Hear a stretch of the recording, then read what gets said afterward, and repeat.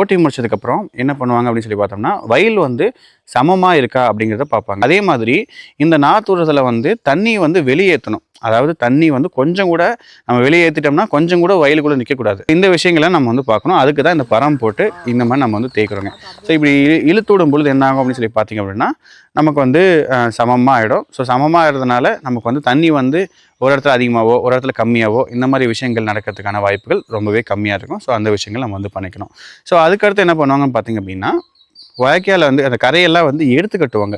So இப்படி எடுத்து கட்டுறது மூலியமா தண்ணி உடைச்சிட்டு போற விஷயங்கள் வந்து தவிர்க்கப்படலாம். அது மேல மண் இருக்கனால மண்ணு முட்டிட்டு வெளிய வரதுக்கு கொஞ்சம் டிலே ஆகும். ஸோ அதனால புல்லு முளைக்கிறதுக்கு கொஞ்சம் டைம் ஆகும். ஸோ அதனால அந்த மாரி எடுத்து கட்டிட்டோம் அப்படின்னா நல்லாயிருக்குங்க.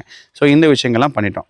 ஸோ இது பண்ணதுக்கப்புறம் என்ன பண்ணுவாங்க அப்படின்னு சொல்லி பார்த்தோம் அப்படின்னா, 2 நாள் வந்து நெல்ல வந்து கோணி சாக்குல போட்டு தொட்டிக்குள்ள போட்டு ஊற வச்சுருவாங்க. இப்படி ஊற வச்சுட்டாங்க அப்படின்னா 2 நாள்ல வந்து பார்த்தீங்கன்னா முளைப்பு வந்துரும். இந்த முளைப்பு வந்த நெல்லை எடுத்துட்டு வந்து சனி மூலையே வச்சு நல்லா சாமி கும்பிட்டு, சாமி கும்பிட்டதுக்கு அப்புறமா அந்த நெல்மணிகளை சனி மூலையில வந்து எங்கள் ஊர் வழக்கப்படி என்ன பண்ணுவாங்கன்னா விதைச்சிருவாங்க. விதைச்சதுக்கப்புறம் வயல் ஃபுல்லாக வந்து அந்த எங்கே நாற்று உரமோ அந்த இடத்த ஃபுல்லாகவே வந்து அப்படியே பரவலாக வந்து போட்டு விடுவாங்க.